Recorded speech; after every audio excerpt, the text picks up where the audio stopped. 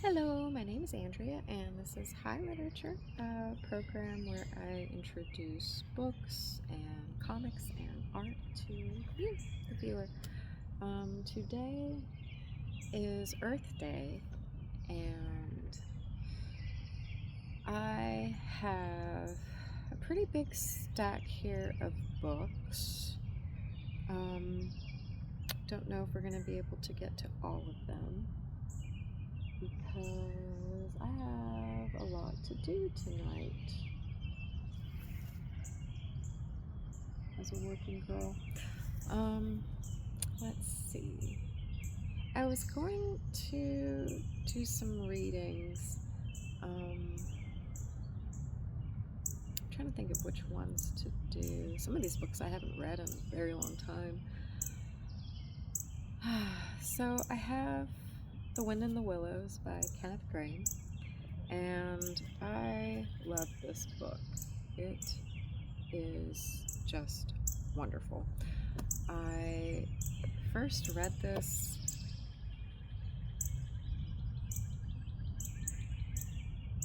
it was in my late 20s, early 30s. It was later in life, and it came at the perfect time. I think if I had read this earlier in life, it would have been, I don't know, my relationship with this prior to reading it, I just knew like that Disney not Frog and Toad, Toad Hall, there's like this Disney animation that they would always play during Halloween alongside the Ichabod Crane animation. And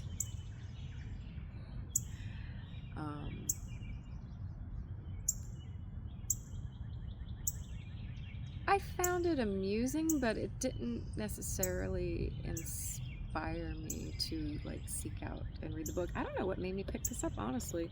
I think it was because I came to find out that there was way more to this story than the Toad Hall stuff, because I don't know, Toad just always kind of bugged me.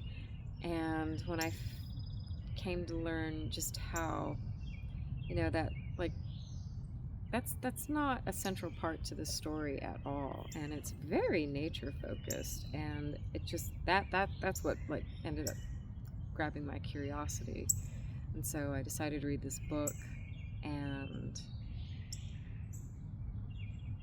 I was not disappointed. It's really beautifully written. Kenneth Grahame, he's an interesting guy. He always wanted to be a writer, and because of just different things happening in his life just beyond his control, he ended up taking he started working as like a loan officer or something. He worked at a bank, and at first he hated it, and over time he actually came to love it because of like the way the banking hours worked. He had his evenings and his weekends to do what he loved, which was writing. And because he had the steady job with the bank, he could write freely with pleasure without the pressure of needing to earn an income. He already had that with his job. And there's this quote I remember where he says that it enabled him to be a stream instead of a pump, like a water pump, and I just loved that comparison. He could just freely write, just let it flow, and instead of having to like work it out. have this, you know, the fears and pressures of something that he wrote not being successful, and not being able to, you know, pay the bills and take care of his family. I'm sorry if I seem distracted. I'm watching the cats. Lindy is stalking something, and Marcus is fixated on Lindy. Oh, and Marcus is not Marcus, I came to find out. So Marcus is not homeless. Marcus is not a stray. Marcus has a family. He just comes to visit a lot. And Marcus, his name is actually Ted. He's a Ted. And it suits him. He is such a funny cat. These cats crack me up. Where's Cleo?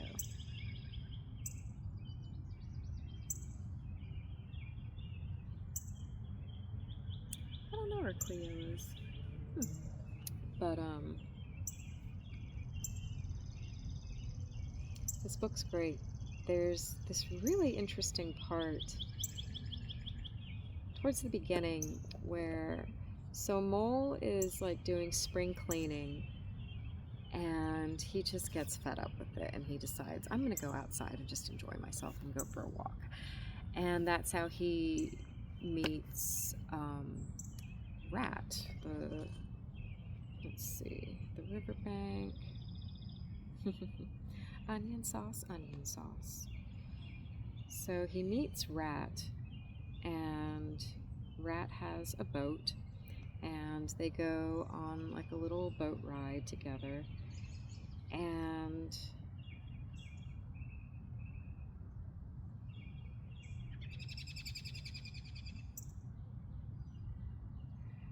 Otter pops up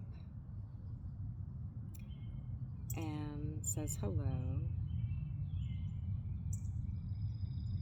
Let's see here.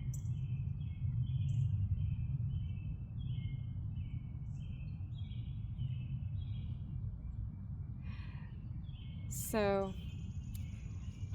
Rat and Mole hanging on their boat, bebopping along. Otter appears. There's Cleo. And they're chit-chatting. Did I ever tell you that good story about Toad and the Lockkeeper? It happened this way. Toad, and then Otter, his voice trails off. An errant mayfly swerved unsteadily athwart the current in the intoxicated fashion affected by young bloods of mayflies seeing life. A swirl of water and a cloop, and the mayfly was visible no more. Neither was the otter. The mole looked down. The voice was still in his ears, but the turf whereon he had sprawled was clearly vacant, not an otter to be seen as far as the distant horizon. So Otter obviously ate the ate the mayfly in the water.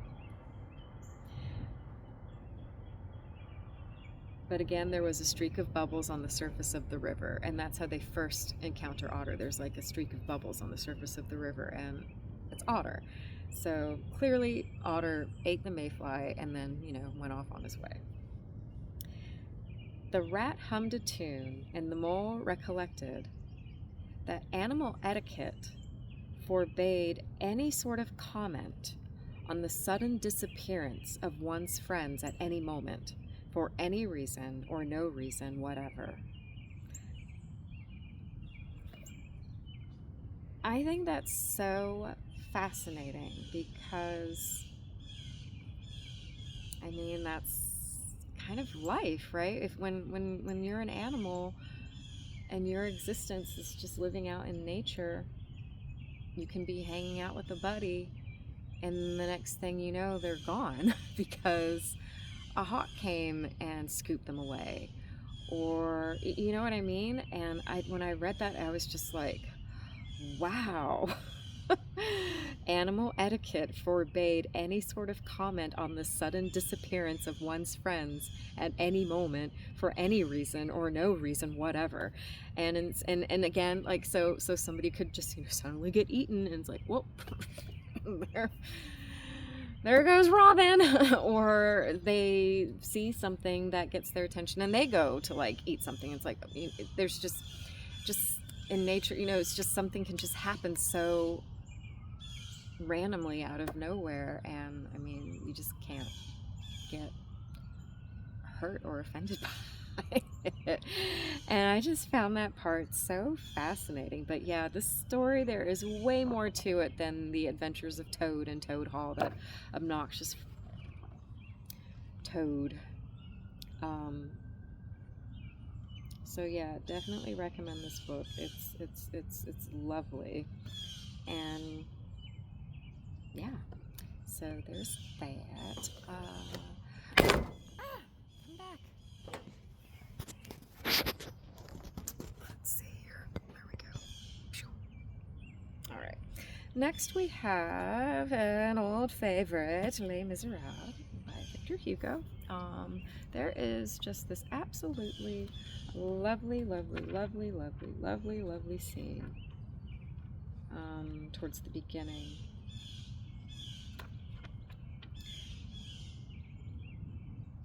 So the bishop,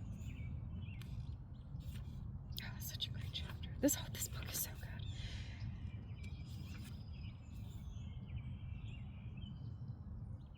The beginning of this book really goes into the character of the bishop, his way of thinking, let's see here.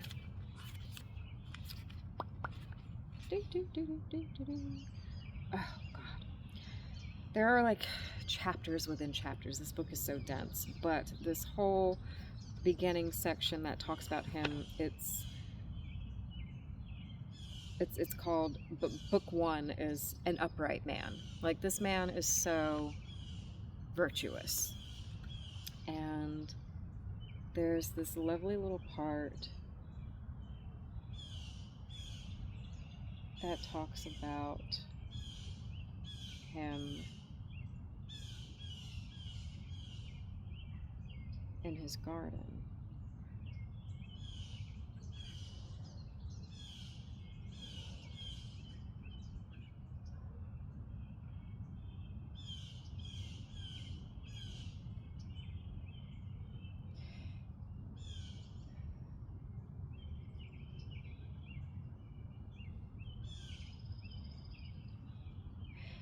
Okay.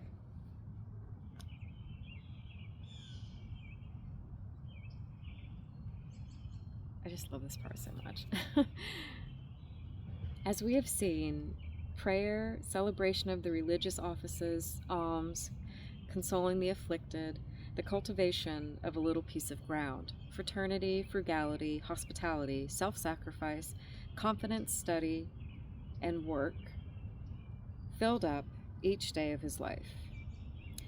Filled up is exactly the phrase, and in fact, the bishop's day was full to the brim with good thoughts, good words, and good actions. Yet it was not complete if cold or rainy weather prevented him from passing an hour or two in the evening in his garden before going to sleep. It seemed as though it were a sort of rite with him. Rite is R-I-T-E. To prepare himself for sleep by meditating in the presence of the great spectacle of the starry firmament. Sometimes late at night, if the two women were awake, they would hear him slowly walking the paths. He was out there alone with himself, composed, tranquil, adoring, comparing the serenity of his heart with the serenity of the skies, moved in the darkness by the visible splendors of the constellations and the invisible splendor of God, opening his soul to the thoughts that fall from the unknown. In such moments, offering up his heart at the hour when the flowers of night emit their perfume, lit like a lamp in the center of the starry night, expanding in ecstasy in the midst of creation's universal radiance. Perhaps he could not have told what was happening in his own mind. He felt something floating away from him and something descending upon him.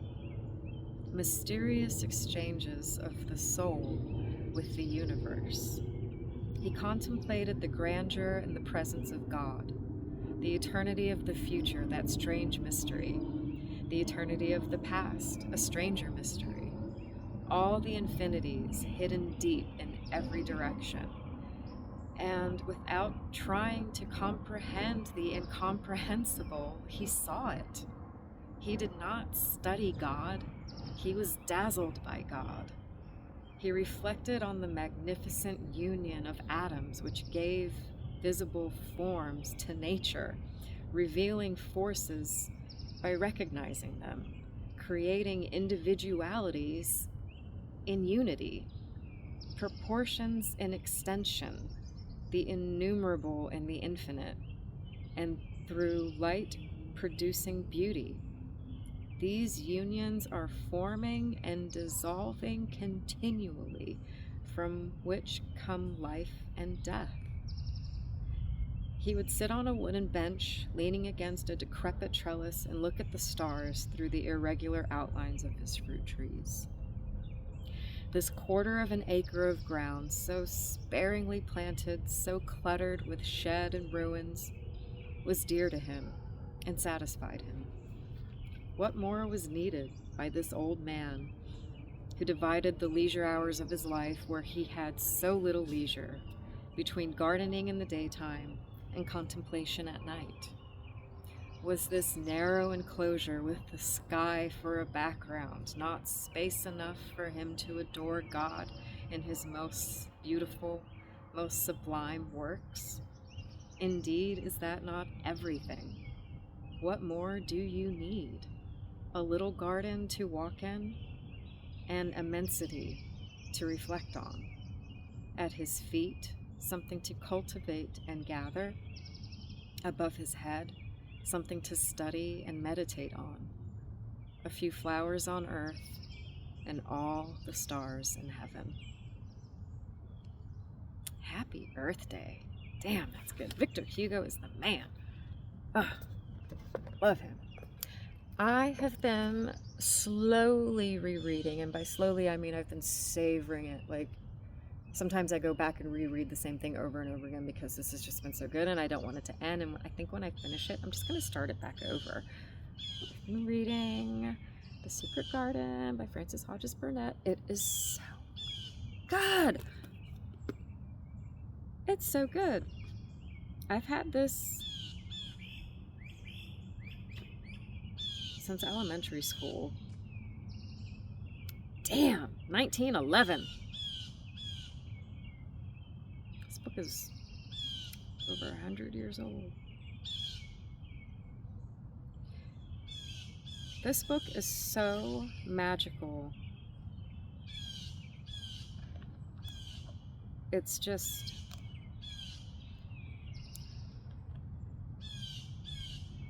it's about these kids who are just so sick.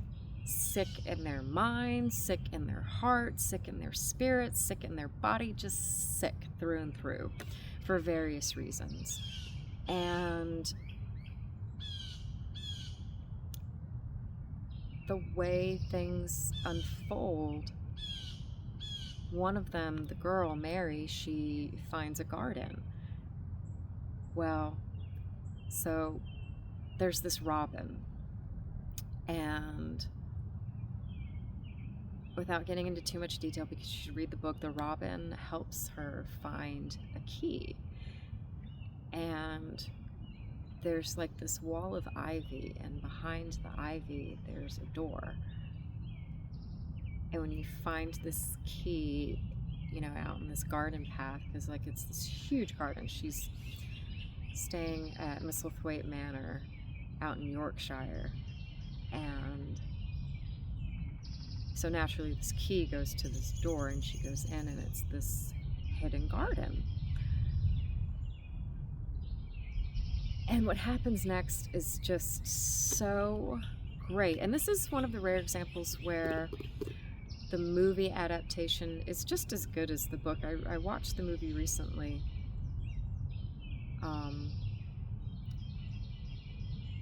Like a year and a half or so ago. It's been over a year, and it holds up. It's just as, it's so good. Actually, I think I saw the movie first when it came out back in the 90s. I saw it in the theater.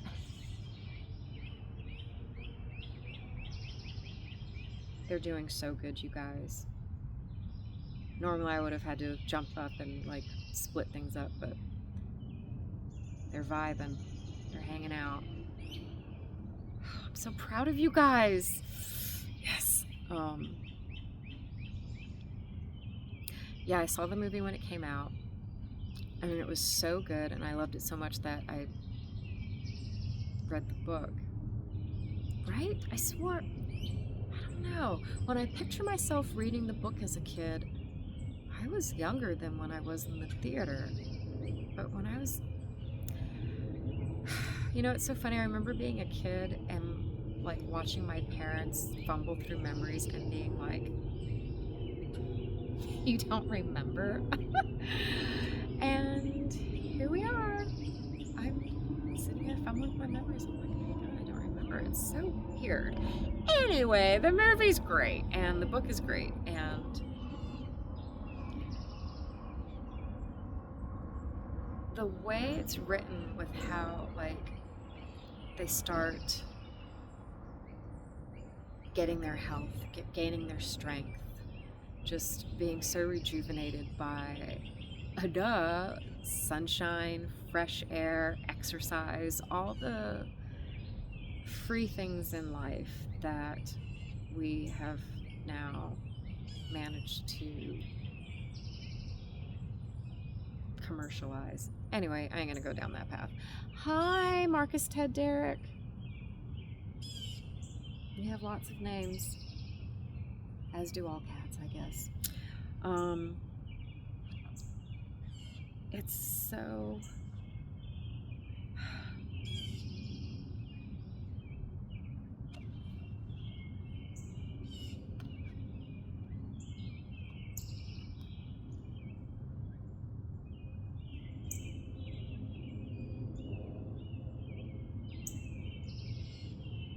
So Colin has spent his entire life since he was born sick, confined inside, believing, you know, that fresh air would kill him, and just has never been outside a day in his life. And told regularly that he's dying and he's going to die, and that he's not going to live long. That's been his entire existence. And then Mary comes along, so he's like this huge secret, and she hears crying, and people are just like, no, it's the wind of the moors, you were dreaming, you know, they just deny her. And one night she wakes up because she hears crying again, and she's like, I'm gonna go find out what this is. She's a very determined little girl. So she goes and finds Colin, and it turns out that they are cousins as they like exchange information. She's living there because her parents died, and his father, her uncle, was... Anyway, they're related. So she finally like tells him about the garden because she's been keeping it a secret. And so now Colin knows. And he's just so excited about this secret garden. I mean, who wouldn't be? There's this little hole in the fence that little baby likes to go through, and I call it going into her secret garden. And it's just, it's like, you know, having a tree house, or, you know, just having like a secret place that you can go where, you know, nobody's going to bother you. That night, Colin slept without once awakening.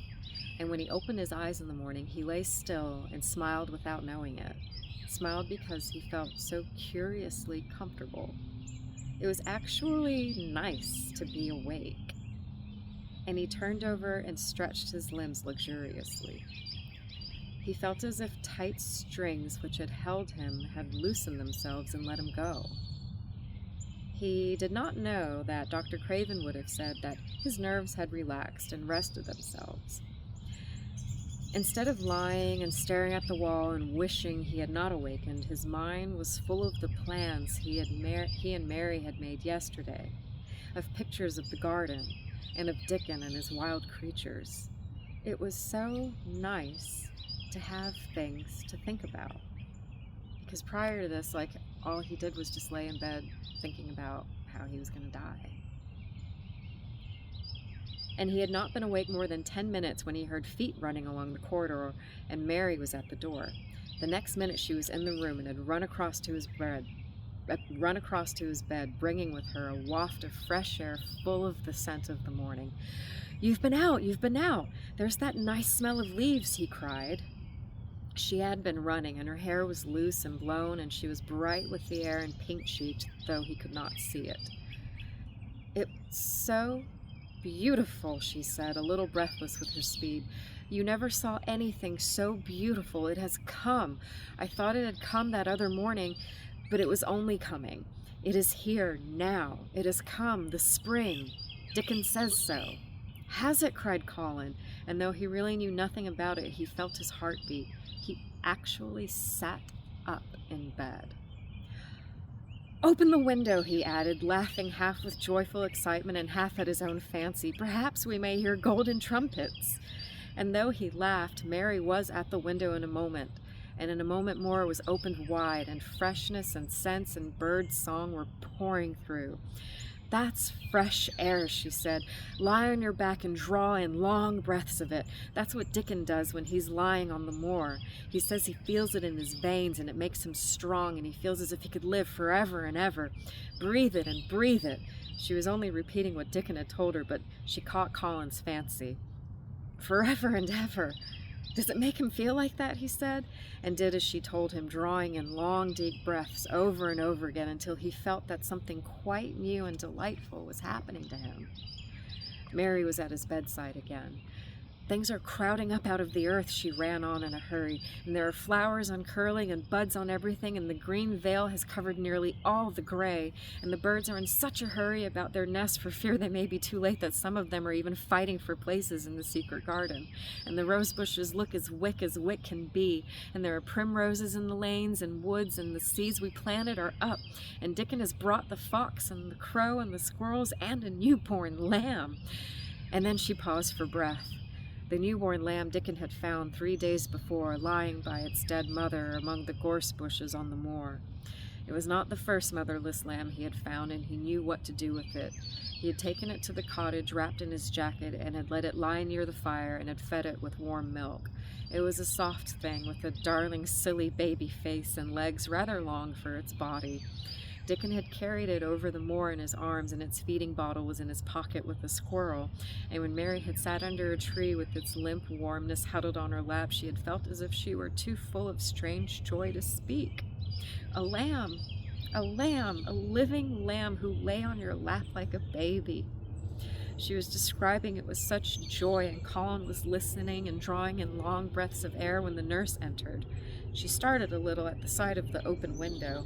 She had sat stifling in the room many a warm day because her patient was sure that open windows gave people cold. "Are you sure you are not chilly, Master Colin?" she inquired. "No," was the answer. "I am breathing long breaths of fresh air. It makes you strong. I'm going to get up to the sofa for breakfast. My cousin will have breakfast with me." And it just goes on like this. It's just... Little baby. What are you doing? She's playing. What you got there? Come here, little baby. Here. There you go. I know you love playing with that.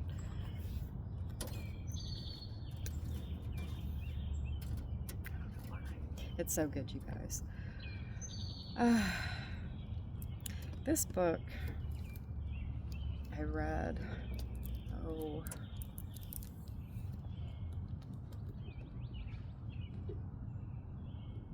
it's right around when Will died. So I was 20, 21. It's The Enchanted Places by Christopher Robin Milne. I was so surprised to find out that Winnie the Pooh and Christopher Robin and all that, it's real. Did you know it was real? I didn't know it was real until I discovered this book.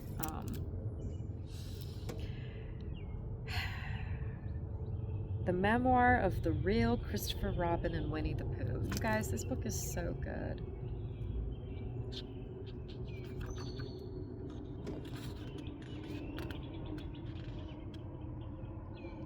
(1974). So the first chapter is called The Interview, and it's about a journalist coming over. What are you doing? What are you doing? To interview Arthur Allen Milne, Christopher Robin's father. He is still a little boy at this point. Let's see here. Let us call her Miss... Oh, you guys. What? Baby, what was that? Are you okay? Honey, what was that? What? Are you okay? It scared the crap out of me. I don't know why she made that sound.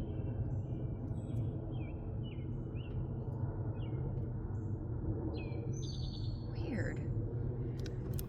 What brought that on? Poor thing. Are you okay? She seems fine. Yeah, Marcus is all the way over there. I don't know what that was all about. She's just hanging out, sitting in the chair. I wonder if like her claw got caught under something and it pulled her hand and then got loose.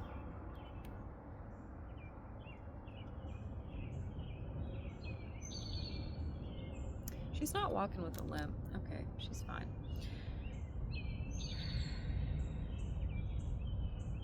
So yeah, it's a journalist writing an article about us for a magazine.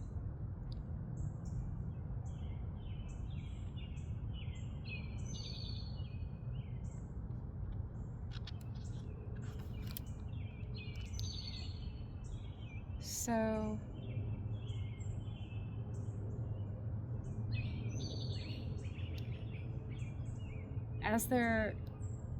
as the family is walking through the house with this journalist and giving a little tour and this is where all the writing takes place, da da da da da. The mother leans down to Christopher Robin and says, "You can slide off now, Pip dear, if you like." So I slid. First up to my room to get back into my comfortable clothes and Wellington boots. Then, after a cautious glance through the landing window to see that they weren't still lurking by the house, quickly downstairs and through the front door. I didn't want to be seen. It would look silly to be caught sneaking off like this. By going out through the front door, I could keep the house between us and all would be well. I would have to go rather a long way round, up the lane, and then turn down by the duck pond. But I'd be there soon enough. 5 minutes later, I had my right boot wedged into an alder stump, right hand clutching a branch, left hand reaching out towards a willow, left boot dangling in space above the brown water. And there I paused to enjoy to the full the wonderful feeling of being alive. I just love that. He's out in the 100-acre woods, playing, as kids do. This is a really, really, really great book.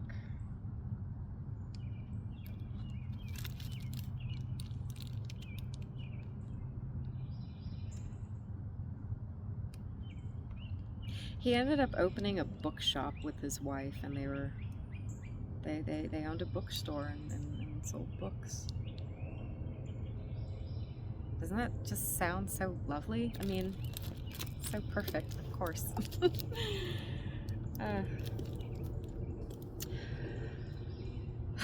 have more, but this has to end. But Summer of the Swans, this is a great book. It's so good. And I just thought this was funny. It's Earth Day, so I had to pull out the Babysitters Club. Dawn saves the planet. Save the Earth. Recycle conservation. You can win your own Babysitter's Charm bracelet. Details inside. Woo! This 1992. Dang.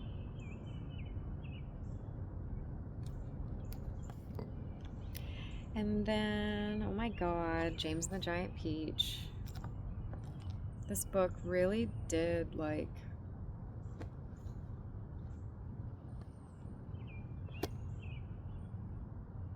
create in me a deeper appreciation for things like earthworms and spiders and centipedes. I never really was a kid who was scared of that kind of stuff because I just played outside so much. And when you spend a lot of time outdoors, you're not really bothered by nature as much as other people, but I was afraid of spiders. And couldn't say I was a particular fan of like centipedes or anything like that, but then reading that book, it did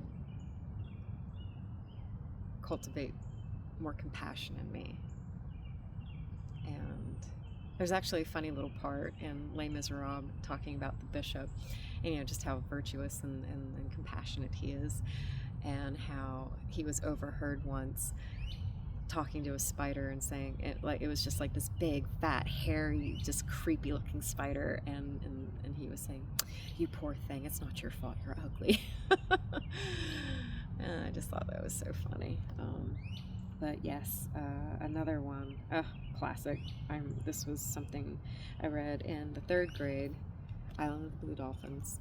Happy Earth Day, such a good book. The movie is not bad either. Actually, I really enjoyed the movie. God, this book is so good. I reread it not that long ago and was so surprised by how much I had forgotten. Like, there's this whole scene where she's like fighting a giant squid.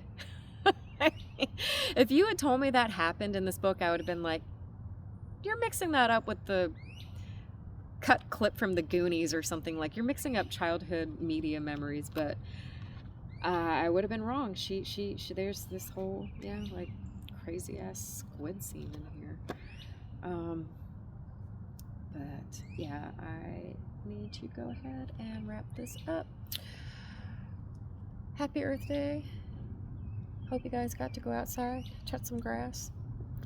And yeah, thanks for hanging out, and I'll see you guys later. Bye.